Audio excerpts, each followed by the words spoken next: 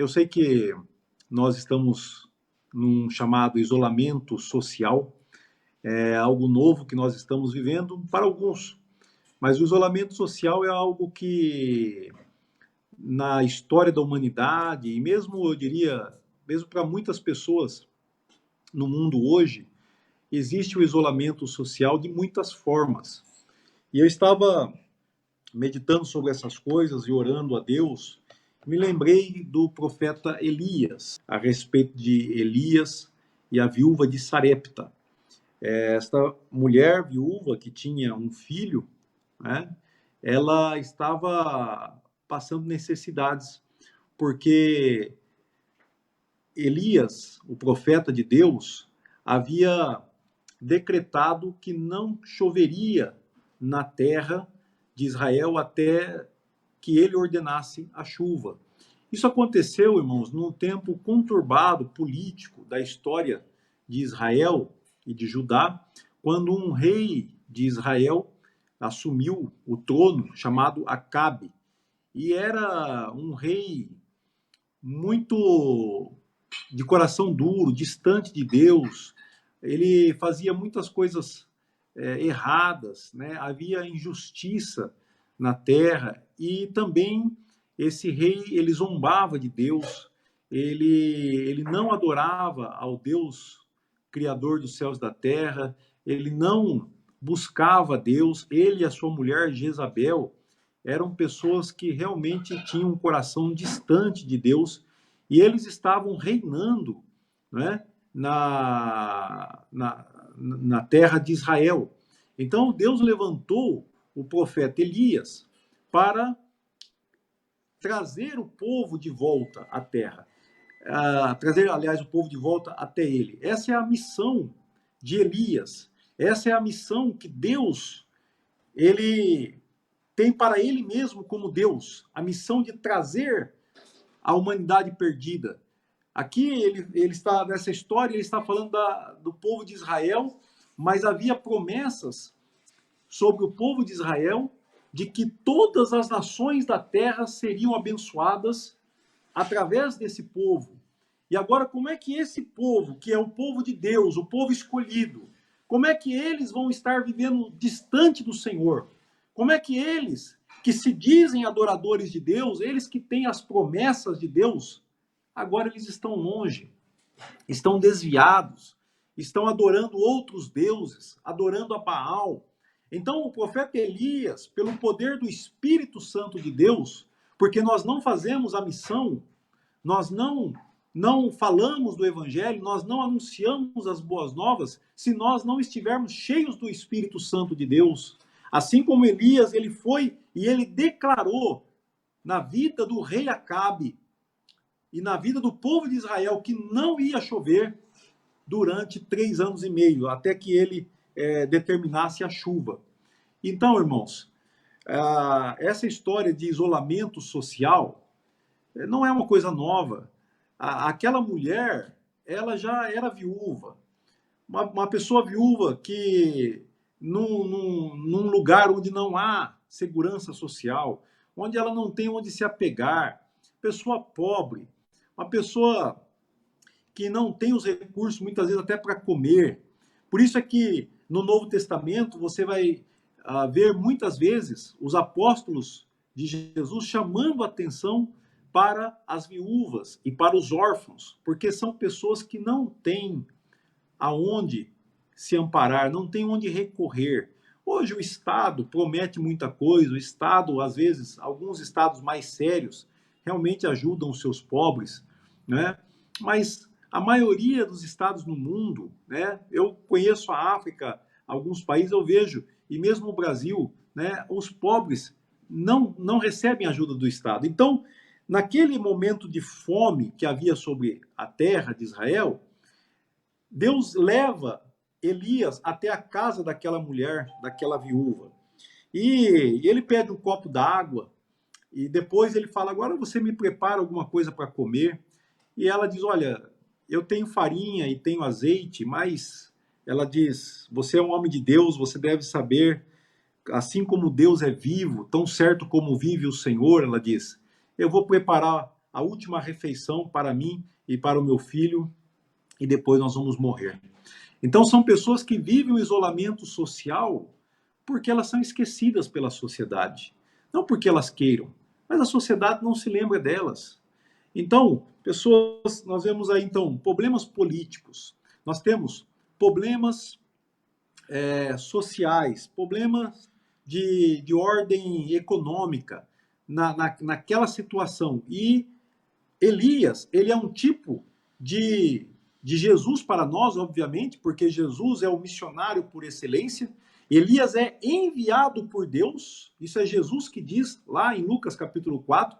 Havia muitas viúvas em Israel, mas Elias foi enviado a uma viúva num país estrangeiro, a viúva de Sarepta. Essa história está em 1 Reis capítulo 17.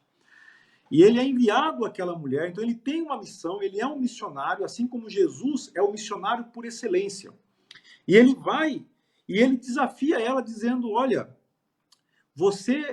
se você fizer a comida, o bolo, o pão, e você me der de comer, o Senhor fará um milagre na tua vida, de maneira que não vai faltar a farinha na tua panela e nem o azeite, o óleo na tua botija. Amém. Então ele dá essa palavra de desafio para ela de confiar em Deus, que Deus a ama, que Deus se preocupa com ela e que Deus enviou o missionário para abençoar a vida dela.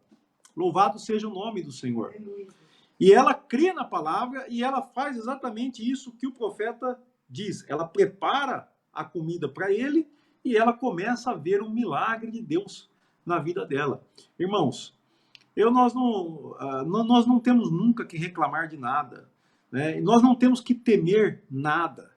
Se você ver o contexto da história que nós estamos aqui lendo e contando em 1 Reis, capítulo 17, você vai ver que nós somos já muito abençoados de muitas formas.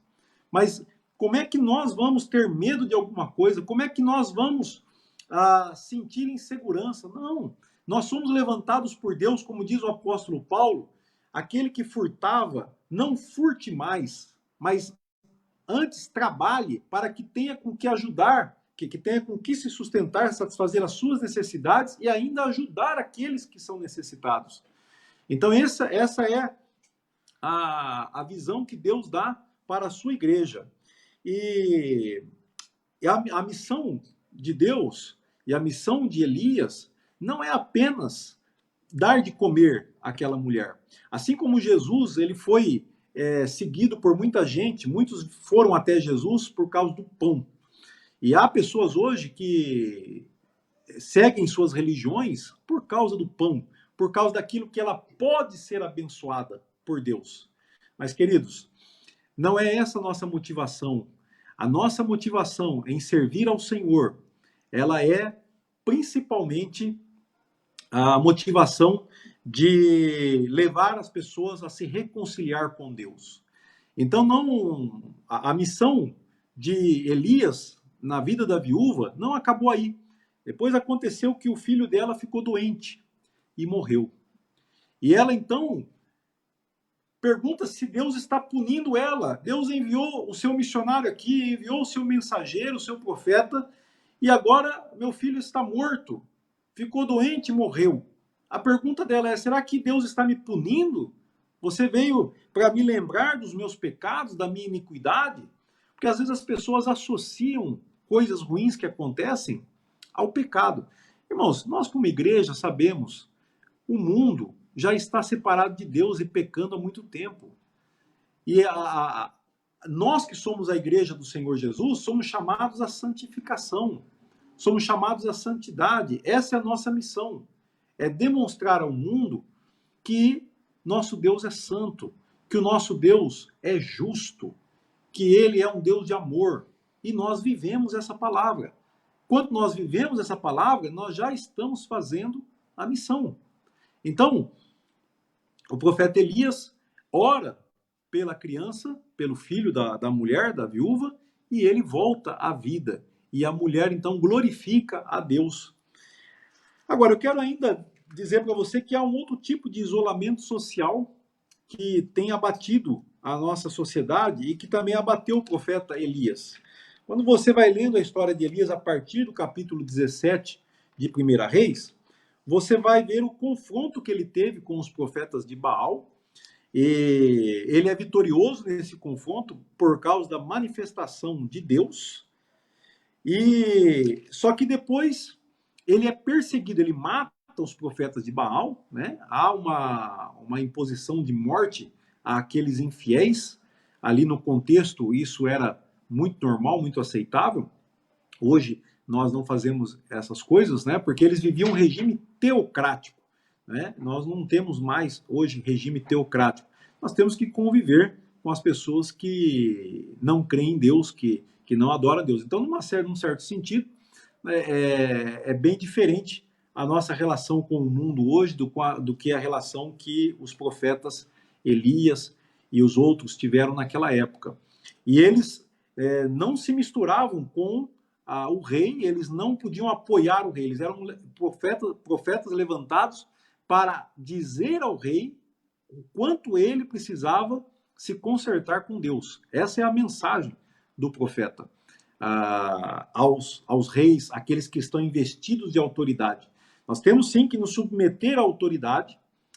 Paulo fala sobre isso na sua carta aos Romanos, no capítulo 13. Ele mostra isso claramente. Havia o Império Romano e ele diz, olha, nós vamos obedecer às autoridades, porque as autoridades estão aí para o bem. Nós temos que orar, irmãos, pelas nossas autoridades, para que Deus lhes dê sabedoria extra. Não tem nenhum governo no mundo, hoje, eu acredito, que está achando que é fácil resolver a situação em que o mundo se encontra. Nenhum dos governos de nenhum país, todos estão numa situação de confusão, numa situação de muitas questões, muitas perguntas, lutando contra um inimigo aparentemente invisível e não se sabe até que ponto onde vai o seu poder. Mas então, nós como igreja precisamos estar orando por eles, mas nunca concordando com as injustiças que eles cometem. Então, o profeta Eliseu, ele dizia claramente a Acabe aonde é que ele devia se emendar. Se você tem um líder que é temente a Deus, ele vai ouvir a palavra de Deus e vai seguir. Se esse líder não é temente a Deus, ele é arrogante e ele despreza aquilo que Deus está falando através da sua mensagem. Então, Elias venceu o seu confronto com os profetas, com os falsos profetas, mas o que acontece depois é uma perseguição contra Elias. E isso também é algo que a igreja sofre. A igreja sempre sofreu isso. Faz 2000 anos que a igreja sofre perseguição no mundo. A quantidade de cristãos, de servos de Deus que foram mortos, assassinados, perseguidos, que vivem em isolamento social por causa dos regimes autoritários, por causa de famílias que não aceitam que alguém da sua família abandone a sua religião e passe a servir a Deus, essas pessoas já estão em isolamento social muitas vezes. Elas são ameaçadas, elas são injustiçadas, elas são de toda forma barradas nos seus direitos, né? É retirado o direito delas só por causa da sua fé. Então Elias, ele foi um homem de Deus e foi perseguido por Acabe e Jezabel. E ele teve medo. Aí nós vemos a humanidade de Elias, né? Elias era um homem como nós, sujeito aos mesmos sentimentos, mas ele era um homem de oração. A sua oração chegava diante de Deus. Isso nos ensina que nós também temos nossas limitações emocionais, físicas, psicológicas e espirituais. Somos seres humanos falhos, falíveis, mas nós temos um Deus que é misericordioso. Nós temos um Deus que nos ama, um Deus que se aproxima, um Deus que cuida. Então, é interessante ver como Elias lida com esse isolamento social em que ele se coloca, porque ele foge, ele vai embora e ele viaja até o Monte Horebe, né? Isso já vai lá no capítulo 19 de 1 Reis. Ele viaja e fica lá no monte pedindo a Deus a morte. É uma pessoa num quadro de depressão, um homem de Deus que enfrentou os profetas de Baal, mas teve medo de Jezabel, teve medo do rei, da sua autoridade, que agora estava perseguindo a vida dele. E ele reclama com Deus. E um homem de Deus que entra nessa situação, muitas vezes você pode pensar, mas como é que isso acontece, pastor Celso? Como são essas coisas?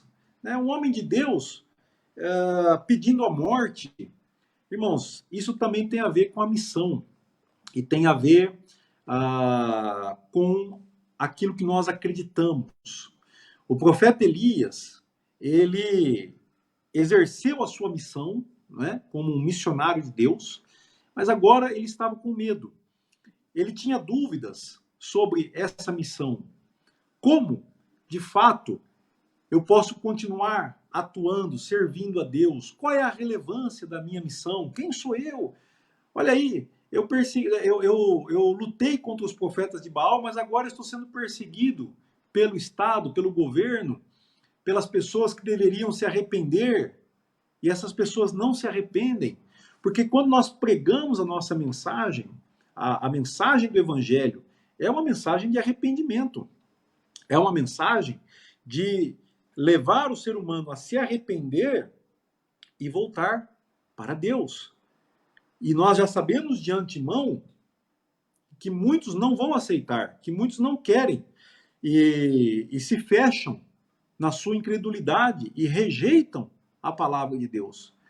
E se nós perdermos a perspectiva da nossa missão, eu quero perguntar para você, meu querido irmão, qual é a tua missão? O que é que você está fazendo aqui no mundo? Qual é a tua relevância? E antes que você me diga, não, pastor Celso, eu não tenho mais relevância, eu não tenho mais o que fazer nesse mundo. Você tem que olhar para o exemplo de Elias. Elias disse, ele se colocou numa situação como se só ele fosse fiel a Deus. Ele disse, olha, eles mataram os teus profetas, mas eu tenho sido zeloso, eu tenho te servido, e eles agora estão me perseguindo também para tirar a minha vida, e não há mais ninguém. Só está eu aqui, só estou eu te servindo, só sobrou eu. Então aqui há uma informação que Elias se equivoca, ele está errado. As nossas depressões, o nosso isolamento, ele é consequência de nós acreditarmos em coisas que não são verdadeiras. Por isso é que é importante esse encontro com Deus em Horebe.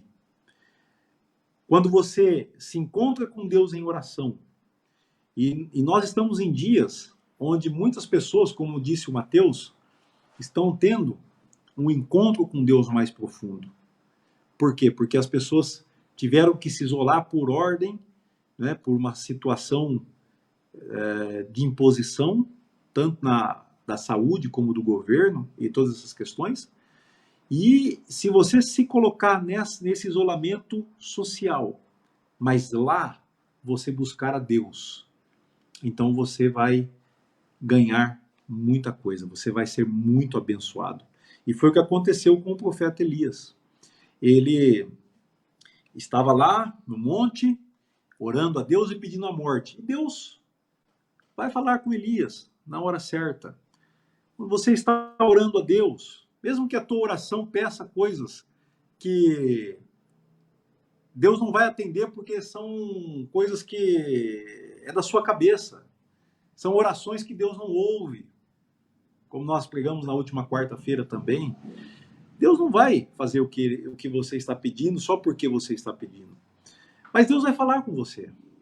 Se você ficar ali, porque oração não é só falar com Deus, oração é ouvir a Deus. Oração é se colocar no silêncio, no nosso silêncio, o silêncio humano. Então esse ponto do isolamento é uma coisa boa. Com exceção hoje que nós temos a mídia social, as pessoas gastam muito tempo ouvindo pessoas que elas não conhecem, pessoas que estão mentindo para elas, que a gente chama de fake news. As pessoas passam muito tempo se preocupando com a vida dos outros, que não interessa para ela. Então isso pode levar também a essa depressão e leva a esse esgotamento espiritual e ao fim da missão.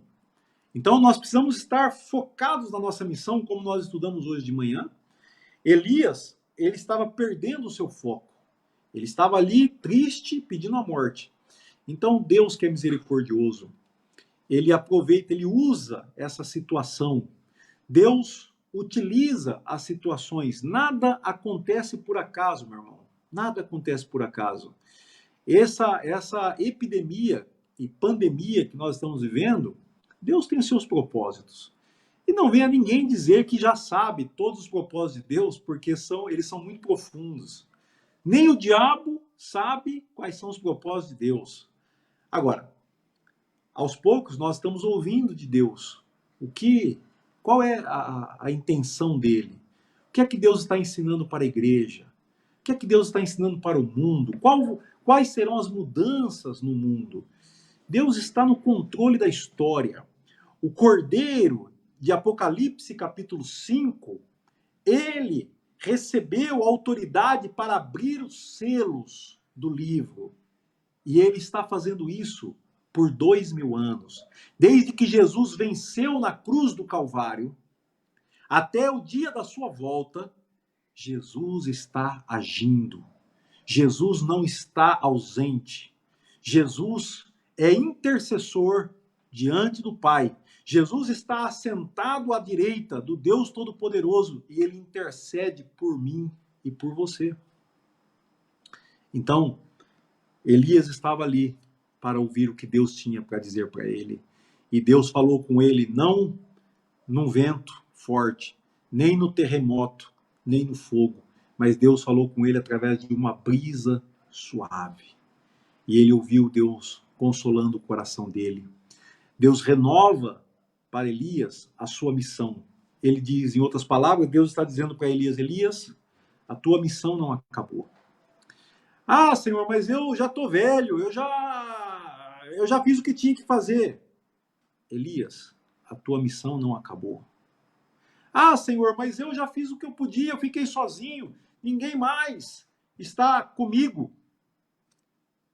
Meu filho, a tua missão não acabou. Deus está convencendo Elias de que ele ainda tinha uma missão de ungir o rei de Israel, o próximo rei de Israel, o próximo rei da Síria e também o seu sucessor, que seria Eliseu. Então, Deus dá essa missão para Elias. E ele também encoraja Elias, dando uma informação verdadeira. Porque ele diz, Elias, você está dizendo que você ficou sozinho, mas essa informação não procede. Eu tenho ainda mais 7.000 pessoas, 7.000 servos fiéis, que não se dobraram diante de Baal. E eles ainda são fiéis a mim. Deus conhece quem são os seus. E como eu falei agora há pouco, nenhum homem de Deus deve se orgulhar ou se colocar numa situação, me foge a palavra em português aqui, né, mas estar arrogante, dizendo que conhece todos os planos de Deus. Não, nós não conhecemos. Nós temos a revelação, as Escrituras é a revelação de Deus para nós, mas nós estamos ouvindo de Deus e não sabemos tudo o que Deus está fazendo, mas nós sabemos aquilo que nós precisamos saber. Aquilo que Deus revelou para nós está revelado. E é nessa revelação que nós nos firmamos. É nessa revelação que nós cremos. É nessa revelação que nós esperamos. Então, meus irmãos, Elias voltou à sua vida normal, voltou ao seu ministério, ele voltou à sua missão. Aquele tempo de fome de 3 anos e meio sem chuva passou e Deus continuou trabalhando. Assim como Deus ressuscitou o filho da viúva, Deus também traz uma esperança para nós hoje, porque Jesus ressuscitou dos mortos. Essa é a nossa esperança em Deus. E nós seguimos então como igreja, crendo na ressurreição de Jesus e crendo que o nosso fim ainda não chegou. Nós ainda temos uma missão pela frente. Nós temos muito o que fazer pela frente. Então vamos todos nós juntos, irmãos, orar uns pelos outros. Talvez a sua missão seja de ligar para um irmão que está precisando de uma oração durante a semana, discipular alguém, ensinar aquilo que Jesus te ensinou, abençoar pessoas com a palavra verdadeira, com a palavra da verdade, com a palavra das boas notícias. Há muitas más notícias no mundo hoje. Vamos abençoar as pessoas levando até elas boas notícias, boas novas do Evangelho. Está aí a missão, meu querido. Primeiro, se alimente da palavra, se alimente diariamente de Deus, se alimente do momento de oração, a cada dia, a cada momento, e depois então leva e abençoa os outros com essa mesma verdade, com a mesma verdade do Evangelho de Jesus. Essa é a tua missão, essa é a minha missão. E eu louvo a Deus porque Ele nos escolheu, a mim e a você, juntos como igreja. Nós somos uma comunidade santa, uma comunidade que louva e que adora a Deus. Louvado seja o nome do Senhor. Vamos orar pela palavra, vamos orar pelas nossas autoridades, vamos orar pela igreja do Senhor Jesus. Senhor nosso Deus, queremos apresentar diante de Ti, nesse culto virtual, online, queremos abençoar, ó Deus, a Tua igreja, que está reunida, que está em oração, cada um na sua casa, mas, na verdade, Senhor, nós não sabemos o que é o isolamento social. Diante dessa palavra, dessa história de Elias e a viúva, e Elias no Monte Horebe, Senhor Deus, em confronto com os poderes desse mundo, que estavam nas mãos de Acabe e Jezabel, Senhor, nós sabemos que a missão foi feita, a esperança foi renovada. Então, Senhor, fortalece a Tua igreja, que a Tua igreja continue olhando, Senhor, para a Tua palavra, e não, Senhor, para as palavras do inimigo, não para as palavras mentirosas de Satanás. Nós confiamos em Ti e nós esperamos em Ti. Nós cremos na ressurreição, por isso a nossa esperança é viva em Jesus Cristo. O mesmo poder que operou na vida de Elias, na vida daquela mulher viúva que conheceu mais de Ti, aquela mulher que foi sustentada pelo período em que Elias esteve na casa dela, aquela mulher que viu seu filho ressuscitando dos mortos pelo poder do amor do nosso Senhor Jesus Cristo, que estava operando na vida de Elias. Abençoe para que os poderes desse mundo, Senhor, continuem se dobrando diante da Tua majestade, porque Tu és o único Rei sobre a terra. Tu és o único que reina. A nossa oração é que o Teu nome seja santificado nessa terra.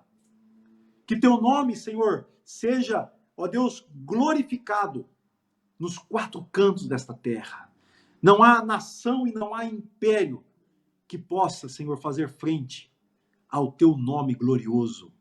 A Tua glória é tão grande, Senhor. A Tua glória é maravilhosa. Senhor, abre os olhos da Tua igreja, Senhor, para que ela veja. Ó Deus, e dá testemunho, Senhor, aos poderosos da terra. E, Senhor, atende a necessidade dos pobres, dos oprimidos, daqueles que estão esquecidos, daqueles, Senhor, que como esta viúva, não tinham que comer mais. Era a última refeição. Senhor, atende, ó Pai. Aquelas pessoas que, como o filho da viúva, ele ficou doente. em estado grave. Ele morreu, mas o Senhor o ressuscitou. Traz vida, Senhor. Traz consolo para aqueles que estão doentes, para aqueles que estão morrendo e para aqueles que viram seus entes queridos morrer. Porque nós temos a eternidade garantida contigo, Senhor. É o que nós oramos, ó Pai, e abençoamos o teu povo. Cada um que pediu, que veio nesse culto, Senhor, juntos, seja abençoado por ti, em nome de Jesus Cristo.